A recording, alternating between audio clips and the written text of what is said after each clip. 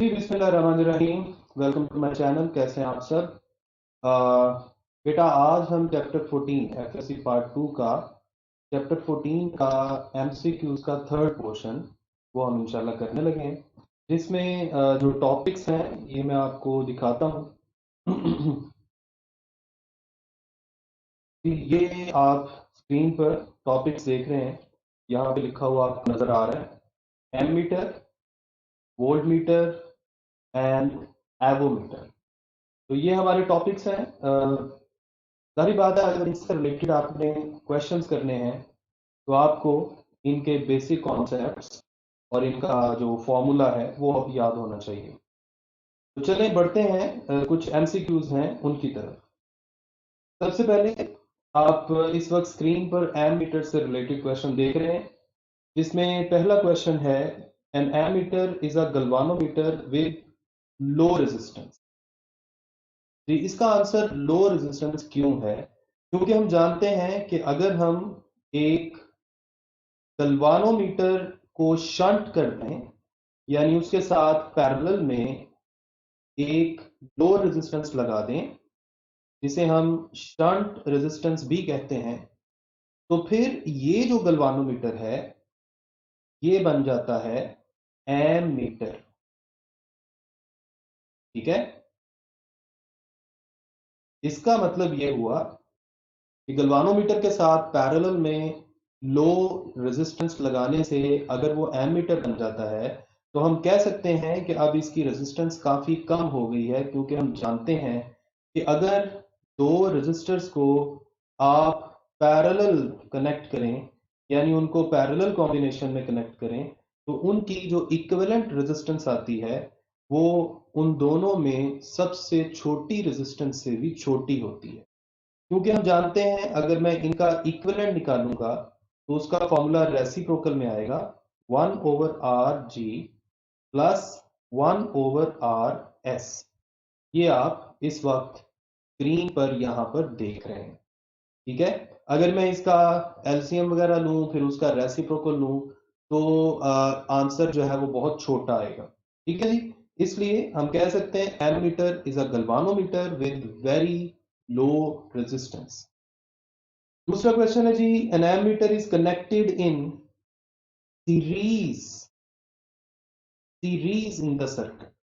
ये बात याद रखें, एमीटर को जब भी हम सर्किट में लगाएंगे, फर्ज करें ये हमारे पास कोई भी सर्किट है, फर्ज करें ये आपके पास कोई सर्किट है जिसमें ये फर्ज करें कोई लोड लगा हुआ है, तो अगर हमने चेक करना है कि इस लोड के अंदर से कितना करंट फ्लो कर रहा है, तो हम एमीटर को हमेशा सीरीज में लगाएंगे। और उसकी वजह क्या है? ताकि मैक्सिमम करंट जो है वो एमीटर के अपने अंदर से पास करे, और लोड के अंदर से भी सारी बात है उतना ही करंट फ्लो करेगा जो एमीटर के अंदर से फ्लो कर रहा है, और हम इस तरह से करंट की एक्चुअल वैल्यू जो है वो मेजर कर सकेंगे।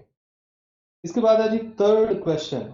इसमें कह रहा है जी the value of shunt resistance R S to convert galvanometer into ammeter. देखिए, ये जो मैंने सबसे पहले ये सर्किट बनाया था, इसमें जो आर एस है इसकी वैल्यू हमने कैलकुलेट करनी है।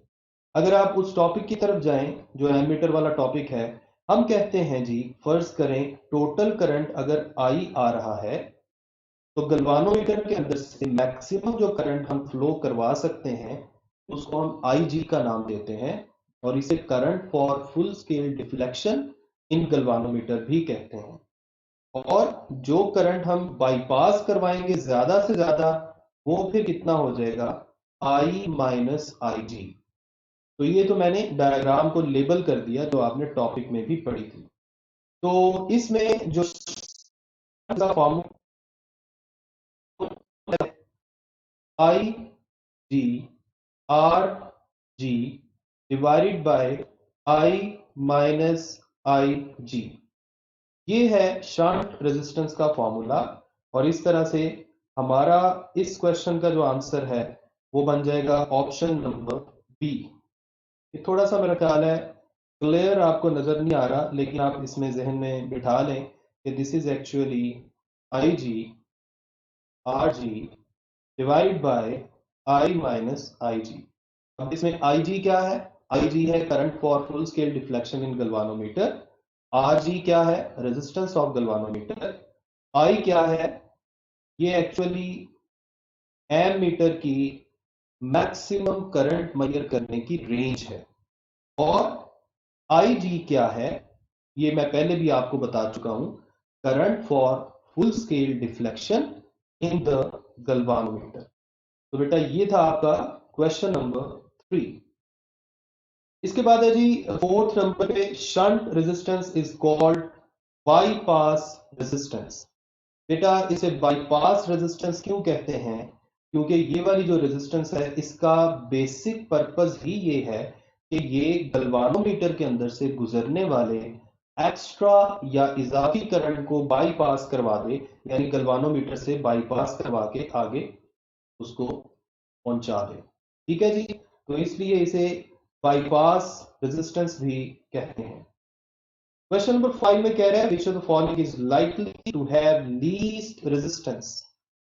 देखें, एक बड़ी सिंपल सी बात है, अगर आप गल्वानोमीटर को एम मीटर में कन्वर्ट करना चाहते हैं तो पैरेलल में लो रेजिस्टेंस लगाते हैं, और हम जानते हैं पैरेलल कॉम्बिनेशन में इक्विवेलेंट रेजिस्टेंस का आंसर छोटा हो जाता है।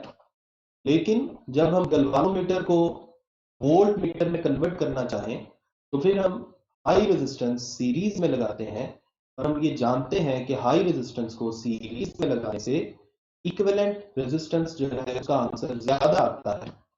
तो इस तरह से हम कह सकते हैं कि सबसे कम रेजिस्टेंस होती है एम मीटर की, उससे ज्यादा होती है गल्वानोमीटर की, और उससे भी ज्यादा होती है वोल्ट मीटर की। तो यहां चूंकि उसने लीस्ट रेजिस्टेंस पूछा है तो इसलिए हमारा आंसर है एम मीटर। क्वेश्चन नंबर 6 में कह रहे हैं जी शंटेड गल्वानोमीटर इज कॉल्ड एमीटर। ये वही बात है जो हम इस पहले क्वेश्चन में कर चुके हैं कि अगर हम गल्वानोमीटर को शंट कर दें यानी उसको बाईपास रेजिस्टेंस के साथ कनेक्ट कर दें तो फिर वो क्या बन जाएगा? Ammeter. An ammeter is a low resistance galvanometer. ये भी बिल्कुल वही बात है जो अभी हम करके आए हैं। चूंकि हम गल्वानोमीटर की रेजिस्टेंस को कम करके उसको एमीटर में कन्वर्ट करते हैं, इस बात का मतलब क्या है? जाहिर बात है जब हम गल्वानोमीटर को कन्वर्ट करना चाहें एम मीटर में, अगर हम गल्वानोमीटर को एम मीटर में कन्वर्ट करना चाहें तो फिर हमें गल्वानोमीटर के साथ एक लो रेजिस्टेंस पैरेलल में लगानी पड़ती है। इन अदर वर्ड्स हम गल्वानोमीटर की रेजिस्टेंस को कम करते हैं, क्योंकि पैरेलल कॉम्बिनेशन में इक्विवेलेंट रेजिस्टेंस का आंसर कम आता है। ठीक है जी, तो ये है हमारा इसका आंसर। क्वेश्चन नंबर 7 का आंसर हो गया ए। क्वेश्चन नंबर 8 में कह रहा है जी when a small resistance is connected parallel to galvanometer the resultant is ammeter. वही क्वेश्चन है, बार बार रिपीट हो रहा है। क्वेश्चन नंबर 9 में कह रहा है ammeter is used to measure current. ये आप सब जानते हैं। गल्वानोमीटर करंट को डिटेक्ट करता है, एमीटर करंट को मेजर करता है, और वोल्ट मीटर पोटेंशियल डिफरेंस को मेजर करता है। क्वेश्चन नंबर 10 में कह रहा है in case of conversion of galvanometer into ammeter, यानी अगर हम गल्वानोमीटर को एम मीटर में कन्वर्ट करना चाहें then the shunt resistance is connected in parallel. ये मैं अभी आपको बता के आया हूं कि गल्वानोमीटर के पैरेलल में हम क्या करेंगे, एक लो रेजिस्टेंस लगा देंगे to convert that galvanometer into ammeter. Next है जी voltmeter. A voltmeter is a high resistance galvanometer. अभी मैं आपको ये बता के आया हूं कि अगर हम गल्वानोमीटर को वोल्ट मीटर में कन्वर्ट करना चाहें तो हम क्या करते हैं, हम गल्वानोमीटर के साथ एक हाई रेजिस्टेंस सीरीज में लगा देते हैं, और फिर ये जो पूरा कॉम्बिनेशन है ये बन जाता है वोल्ट मीटर। जाहिर बात है अगर हम किसी रेजिस्टेंस आर जी के साथ हाई रेजिस्टेंस आर एच लगा रहे हैं सीरीज में, तो सीरीज में लगाने से रेजिस्टेंस बढ़ जाती है। तो हम कह सकते हैं गल्वानोमीटर को अगर उसकी रेजिस्टेंस को अगर हाई कर दिया जाए तो वो एक्चुअली क्या बन जाएगा? Volt meter. बेटा नेक्स्ट है इसका आर एच का फॉर्मूला। ये आपने अपने टॉपिक में पढ़ा हुआ है, और ये फॉर्मूला क्या है ये आपको ऑप्शन नंबर सी में नजर आ रहा है। वो कह रहा है कि आर एच यानी हाई रेजिस्टेंस जो गल्वानोमीटर के साथ सीरीज में लगाई जाती है ताकि वो वोल्ट मीटर में कन्वर्ट हो जाए, वो क्या है। तो उसका ये फॉर्मूला है, मैं इसको एक दफा लिख भी देता हूं, अगर थोड़ा सा क्लियर नहीं नजर आ रहा तो यहाँ पे आपको क्लियर नजर आ जाएगा। ये असल में आर एच है, ये जिसमें मैं गलती से जी लिख चुका था। ओके, ये है जी आर एच, ये है आपका फॉर्मूला। ठीक हो गया। नेक्स्ट है जी क्वेश्चन नंबर 3, और क्वेश्चन नंबर 3 में क्या है, a voltmeter is always connected in parallel in the circuit. ये बात याद रखें कि अगर हमारे पास कोई सर्किट है, जैसे फर्ज करें ये हमारे पास कोई रजिस्टर है R1, ये कोई दूसरा रजिस्टर है R2, और ये फर्ज करें हमने बैटरी लगाई हुई है, और वो आपसे ये कह रहा है आप R1 के अक्रॉस पोटेंशियल डिफरेंस मेजर कर रहे हैं। तो फिर हम क्या करेंगे, R1 के जो दोनों टर्मिनल्स हैं ये देखें, इनके साथ पैरेलल में सिंपल सा एक वोल्ट मीटर लगा देंगे। ठीक है, अब होगा क्या, ये वोल्ट मीटर क्या करेगा, R1 के दोनों टर्मिनल्स के दरमियान पोटेंशियल का डिफरेंस बता देगा। ठीक है, हम ये भी जानते हैं कि वोल्ट मीटर की जो रेजिस्टेंस है वो बहुत ज्यादा हाई होनी चाहिए, ताकि मैक्सिमम करंट कहां से गुजरे, उस लोड के अंदर से गुजरे जिसके अक्रॉस पोटेंशियल डिफरेंस का मेजर करना चाहते हैं, और वोल्ट मीटर के अंदर से बहुत थोड़ा सा करंट गुजरे जो सिर्फ वोल्ट मीटर की के अंदर डिफ्लेक्शन पैदा करने के लिए रिक्वायर्ड है, या रीडिंग देने के लिए रिक्वायर्ड है। तो maximum current should pass through the load, और अगर हम चाहते हैं कि ज्यादा से ज्यादा करंट लोड के अंदर से गुजरे, then resistance of volt meter must be very high. ठीक है जी। तो यहां पर उसने पूछा था कि वोल्ट मीटर को किस तरह कनेक्ट करते हैं, तो इसका आंसर है पैरेलल। अगर वो आपसे ये पूछे कि वोल्ट मीटर की रेजिस्टेंस कैसी होनी चाहिए, तो आप कहें इसकी बहुत ज्यादा हाई होनी चाहिए। In order to increase the range of voltmeter, the series resistance is, इसका आंसर है इंक्रीज्ड। इसकी वजह क्या है ये देखें, अगर आप इस इक्वेशन को देखें, ये जो सामने आपको यहाँ पे इक्वेशन नजर आ रही है, इस इक्वेशन में वोल्ट मीटर की जो रेंज है वो ये V जाहिर कर रहा है, और आर एच क्या है, हाई रेजिस्टेंस जो हमने गैल्वानोमीटर के साथ सीरीज में लगाई थी। अगर हम चाहते हैं कि वोल्ट मीटर की रेंज बढ़ जाए, तो सिंपल सी बात है आर एच की वैल्यू बढ़ानी पड़ेगी, क्योंकि इन दोनों का इस इक्वेशन में डायरेक्ट रिलेशन है। ठीक है जी। क्वेश्चन नंबर 5 में कह रहा है, a proper combination of galvanometer and a series resistance. अब आप देखें, गैल्वानोमीटर के साथ उसने क्या लगाया है, रेजिस्टेंस लगाई है सीरीज में, और हम जानते हैं अगर गैल्वानोमीटर के साथ सीरीज में रेजिस्टेंस लगाई जाए तो जो कॉम्बिनेशन है उसकी रेजिस्टेंस बढ़ जाती है, और कॉम्बिनेशन की रेजिस्टेंस बढ़ने का मतलब क्या है कि वो वोल्ट मीटर बन गया है। ठीक है जी। इसके बाद है ओहम मीटर। हम जानते हैं ओहम मीटर एक ऐसी डिवाइस है जो रेजिस्टेंस को मेजर करती है दो गिवन टर्मिनल्स के दरमियान। When ohm meter measures infinite resistance, its pointer lies at center of the scale। बेटा बेसिकली ओहम मीटर जो है इसकी मदद से हम रेजिस्टेंस मेजर करते हैं, लेकिन यहाँ पर जिस ओहम मीटर की हम बात कर रहे हैं ये एक्चुअली गैल्वानोमीटर है, जिसको हमने ओहम मीटर में कन्वर्ट किया है। अब जाहिर बात है अगर दो पॉइंट्स के दरमियान इन्फिनिट रेजिस्टेंस होगी, तो करंट कितना पास करेगा उनके अंदर से, जीरो। और जाहिर बात है फिर गैल्वानोमीटर की नीडल कहां पे होगी, जीरो पे। तो एक्चुअली यहां पर हम रेजिस्टेंस मेजर करते हैं करंट को देखते हुए। अगर करंट जीरो फ्लो कर रहा है तो हम कहेंगे रेजिस्टेंस इंफिनिटी है, और अगर करंट मैक्सिमम सेक्शन में फ्लो कर रहा है तो हम कहेंगे रेजिस्टेंस जीरो है। तो यहां पे क्या क्या बात हो रही है, इंफिनिट रेजिस्टेंस की।